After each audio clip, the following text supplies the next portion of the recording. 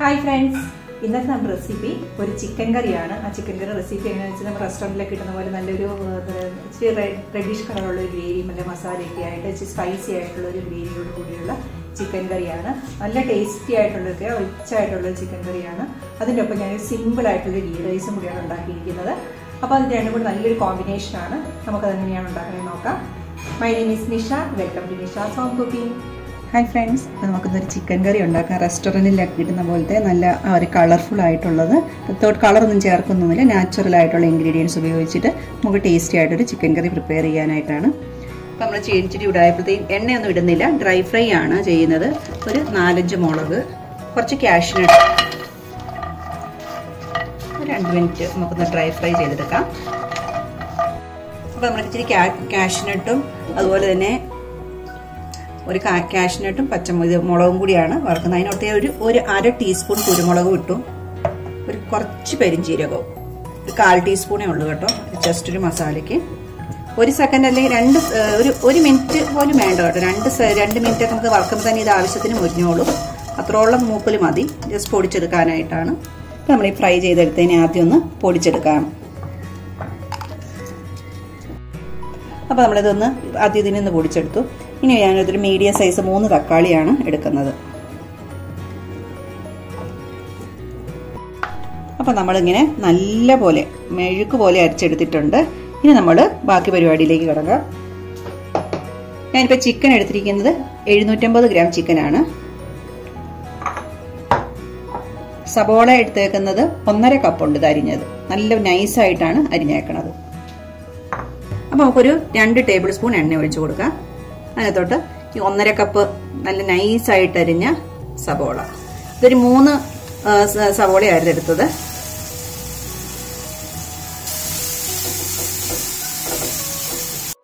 അപ്പോൾ ഈ സബോള നന്നായിട്ട് ഒരു വഴന്നു വന്നു. ഇനി നമുക്കിനകത്തോട്ട് 1 tablespoon ginger garlic paste ഇടുവാണ്.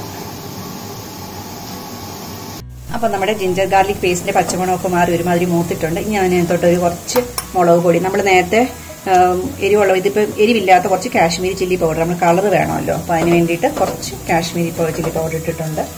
ഒരു 2 ടീസ്പൂൺ മല്ലിപ്പൊടി ഇടുന്നുണ്ട്, ഹാഫ് ടീസ്പൂൺ മഞ്ഞൾപ്പൊടി. ഇനി നമുക്കിതിനെ ഒന്ന് 2 മിനിറ്റ്സ് ഒന്ന് ഫ്രൈ ചെയ്യാം. അപ്പോൾ നമ്മൾ ഇത്തിരി ഒന്ന് മൂത്തിട്ടുണ്ട്. അതിനകത്തോട്ട് ഞാനൊരു 2 ടേബിൾ സ്പൂൺ വെള്ളം ഒന്ന് ഒഴിച്ചു കൊടുക്കുകയാണ്. നമ്മൾ ഇതിനകത്തോട്ടാണ് കഴുകി വെച്ചിരിക്കുന്ന ചിക്കൻ പീസ് ഇട്ട് കൊടുക്കുക. 1 ടീസ്പൂൺ ഉപ്പ്. ഇനി നമുക്കിതൊന്ന് ബ്രൗൺ ആകുന്നവരെ ഈ മസാലയ്ക്കകത്തിട്ട് ഫ്രൈ ചെയ്തെടുക്കാം. ഈ മസാലയിൽ നല്ലപോലെ എല്ലായിടത്തും മസാല ആക്കിയിട്ട് വേണം നമുക്ക് ചിക്കൻ ഒന്ന് ഫ്രൈ ചെയ്തെടുക്കാനായിട്ട്. ഇപ്പോൾ ഏകദേശം ഒരു സൈഡൊക്കെ നമ്മുടെ ആയിട്ടുണ്ട്. നമുക്കൊന്ന് തിരിച്ചൊക്കെ ഇട്ട് കൊടുക്കാം. അപ്പോൾ നമ്മുടെ ചിക്കൻ ഏകദേശം ഒന്ന് ഫ്രൈ ആയിട്ടുണ്ട്. ഇനി നമ്മൾ അരച്ച് വെച്ചിരിക്കുന്ന മസാല മിക്സ് ഇതിനകത്തോട്ട് ഒഴിച്ചു കൊടുക്കാം. അപ്പോൾ ഈ മസാല ഇട്ടിട്ട് നമുക്ക് ഒരു 5 to 8 മിനിറ്റ്സ് നമുക്കിതിന് നല്ലപോലെ ഇരിക്കാം. കാണുന്നത് സബോള, തക്കാളി നമ്മൾ പച്ചക്കല്ലേ തക്കാളി അരച്ചിരിക്കുന്നത്, അപ്പോൾ അതുകൊണ്ട് അതൊക്കെ നല്ലതായിട്ടൊന്ന് വെന്ത് വരത്തക്ക രീതിയിൽ ഒരു 5 to 8 മിനിറ്റ്സ് എണ്ണ തെളിയുന്ന വരെ നമുക്കിതിന് വഴറ്റണം. ഇപ്പം നമ്മുടെ മസാലയുടെ തക്കാളി നല്ലപോലെ എണ്ണയൊക്കെ തെളിഞ്ഞ് വന്നിട്ടുണ്ട് സൈഡിൽ കൂടി. നമുക്കിച്ചിരി ഗരം മസാല പൊടിച്ചത് ഇട്ട് കൊടുക്കാം. നന്നായിട്ട് മിക്സ് ചെയ്തു. ഇനി അതിനകത്തോട്ട് ഒരു ഗ്ലാസ് വെള്ളം ഒഴിക്കുവാണ്. ഇനി ഒരു 15 മിനിറ്റ്സ് നമുക്കിത് അടച്ച് വെച്ച് വേവിക്കാം. അപ്പോൾ നമ്മൾ ചിക്കൻ വെച്ചിട്ട് ഇപ്പോൾ 15 മിനിറ്റായി. ഇത് നമുക്ക് തുറന്ന് നോക്കാം. നല്ലപോലെ എണ്ണയൊക്കെ തെളിഞ്ഞ് നല്ല കണ്ടീഷനായിട്ട് വന്നിട്ടുണ്ട്. ഇനി നമുക്കിതിനകത്തോട്ട് 1 സ്പൂൺ, ഇതിപ്പോൾ ഞാൻ റോസ്റ്റ് ചെയ്ത് പൊടിച്ച കസ്തൂരി മേത്തിയാണ്, അതും കൂടി ഇട്ട് കൊടുക്കാം. കാരണം ഇത് നമ്മൾ കൊറിയാണ്ടർ ലീഫ് ഒന്നും ഇടുന്നില്ല, നമ്മളിപ്പോൾ കസൂരി മേത്തിയാണ് ഇടുന്നത്. അപ്പം നന്നായിട്ട് മിക്സ് ചെയ്തിട്ട് 1 മിനിറ്റും കൂടി നമുക്കിതിനെ വെക്കണം അടുപ്പത്ത്. അത് കഴിയുമ്പോൾ റെഡിയാവും. നന്നായിട്ടൊന്ന് മിക്സ് ആക്കാം. നമ്മുടെ ചിക്കൻ കറി നല്ല സൂപ്പറായിട്ട് റെഡിയായി വന്നിട്ടുണ്ട്. നല്ല ലുക്കാണ്. അപ്പോൾ നമ്മൾ ശകലം ഫ്രഷ് ക്രീം ഒഴിച്ചു കൊടുക്കുകയാണെങ്കിൽ ഇതിൻ്റെ ഒരു എരിവ് കൂടുതലുണ്ടെങ്കിൽ അതിനെ മാനേജ് ചെയ്യാൻ പറ്റുമായിരിക്കും. അപ്പം അതുകൊണ്ട് അങ്ങനെയൊക്കെ ചെയ്യുക. അപ്പം നല്ല ഈസിയുമാണ് ഈ കറി ഉണ്ടാക്കാനായിട്ട്. കാരണം നമുക്ക് തേങ്ങാപ്പാൽ പരിപാടി ഒന്നുമില്ല. നല്ലൊരു പ്രിപ്പറേഷനാണ്. ചപ്പാത്തിയുടെ കൂടെയും ചപ്പാത്തി, റൈസ് എല്ലാത്തിൻ്റെയും കൂടെ കോമ്പിനേഷനുമാണ്. അപ്പം നമുക്കിതൊരു സെർവിങ് ഡിഷിലോട്ട് മാറ്റാം.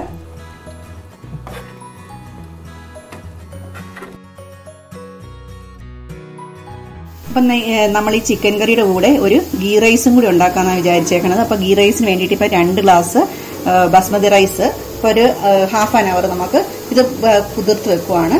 നല്ലപോലെ കഴുകിയിട്ടാണ് കുതിർത്ത് വെക്കണത്. അപ്പോൾ നമ്മൾ ഗീ റൈസിന് വേണ്ടിയുള്ള ഒരു കടായി വെച്ചിട്ടുണ്ട്.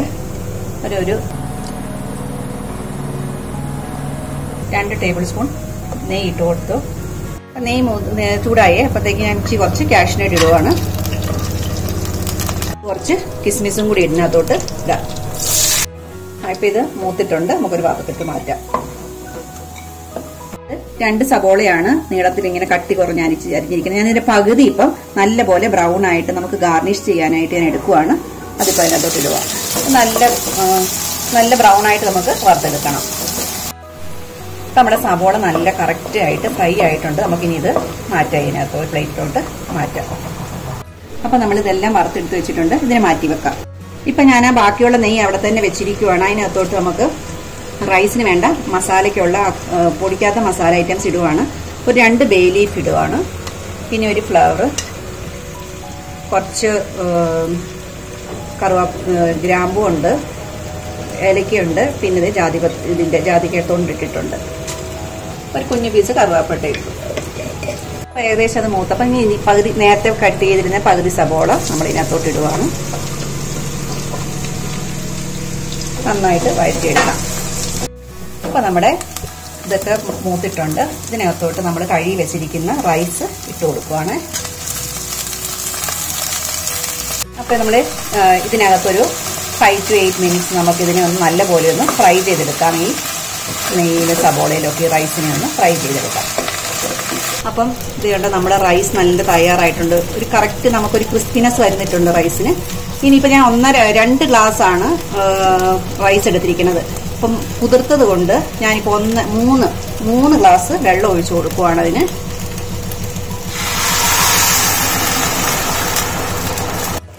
പിന്നെ ഉപ്പ് ഇടുവാണ്. ഉപ്പ് ഞാൻ ടേസ്റ്റ് ചെയ്ത് നോക്കിയിട്ട് കറക്റ്റ് നമുക്ക് ഇത്തിരി മുമ്പ് നിൽക്കണം ഉപ്പ് ഇതിൻ്റെ. അങ്ങനെ എടുക്കുമ്പോൾ കാരണം അരി വെന്ത് വരുമ്പോൾ ഉപ്പ് പിടിച്ചു പോകുമല്ലോ. അപ്പോൾ ഉപ്പ് കറക്റ്റായിരുന്നു ഇപ്പോൾ നോക്കിയപ്പോൾ. അപ്പോൾ നമുക്ക് അടച്ചു വെച്ചിട്ട് ഇന്ന് വേവിക്കാം. അപ്പോൾ നമ്മുടെ റൈസ് ഇപ്പം വെച്ചിട്ട് ഒരു 15 മിനിറ്റ്സ് കഴിഞ്ഞല്ലോ. 20 മിനിറ്റ്സ് നമുക്ക് തുറന്ന് നോക്കാം. കറക്റ്റായിട്ടുണ്ടെന്നാണ് തോന്നുന്നത്. നല്ലതായിട്ട് വന്നിട്ടുണ്ട്. ഇപ്പം നമ്മളിപ്പം ഞാൻ കുതിർത്ത് വെച്ചതുകൊണ്ടാണ് 1.5 ഗ്ലാസ് വെച്ച് വെള്ളം ഒഴിച്ചുള്ളൂ ഒരു ഗ്ലാസ്സിന്. ഇപ്പം നിങ്ങൾ കുതിർക്കാതെയാണെങ്കിൽ 2 ഗ്ലാസ് വെള്ളം ഒഴിക്കണം. അത് ഡിപ്പെൻസ്, അരിയുടെ അനുസരിച്ച് ഇച്ചിരി ഡിഫറൻസ് വരും കേട്ടോ അതിന്. അപ്പോൾ നിങ്ങൾ നോക്കിയിട്ട് അത് ചെയ്യണം. കാരണം വേവ് ഇതിൻ്റെ കറക്റ്റ് അല്ലെങ്കിൽ പിന്നെ അത് അത്ര രസം ഉണ്ടാകത്തില്ല. അതുകൊണ്ട് നല്ല കറക്റ്റായിട്ട് തന്നെയാണ് വന്നിരിക്കുന്നത്. വിട്ട് നമ്മൾ കുക്കറിലാണെങ്കിൽ ചിലപ്പോൾ ഒന്ന് കുഴയാനുള്ള സാധ്യതയുണ്ട്. അതാണ് കുക്കറിൽ വെക്കാതിരുന്ന് കറക്റ്റായിട്ട് വന്നിട്ടുണ്ട്. അപ്പോൾ നമ്മൾ നേരത്തെ വറുത്ത് വെച്ചിരുന്ന കാഷ്നട്ടും കിസ്മിസും ഒക്കെ കൂടി നമുക്കിതിൻ്റെ പുറത്തോട്ടൊന്ന് ഇട്ട് കൊടുക്കാം. അപ്പോൾ കുറച്ച് ഗരം മസാലയും ഗരം മസാല പൗഡറും ഫ്രഷ് നെയ്യ്, ഇച്ചിരി നെയ്യും കൂടി നമ്മൾ ഇതിനകത്ത് ഇടുന്നുണ്ട്. കാരണം നമ്മൾ ഇച്ചിരി ആ നെയ്യുടെ നിങ്ങൾക്ക് വേണ്ട നെയ്യുടെ ടേസ്റ്റ് മുമ്പിലോട്ട് നിൽക്കണ്ടെന്നുണ്ടെങ്കിൽ ചേർക്കണ്ട.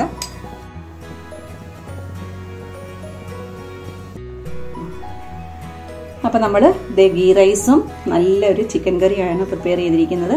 അപ്പോൾ നിങ്ങളെല്ലാവരും ഇത് ട്രൈ ചെയ്ത് നോക്കുക. നല്ലൊരു റെസിപ്പിയാണ്. അപ്പോൾ നിങ്ങളെല്ലാവരും ട്രൈ ചെയ്ത് നോക്കുക. നിങ്ങളുടെ അഭിപ്രായങ്ങളൊക്കെ അറിയിക്കുക. Thanks for watching. പുതിയൊരു വീഡിയോ ആയിട്ട് കാണുന്നവരെ എല്ലാവർക്കും ബൈ.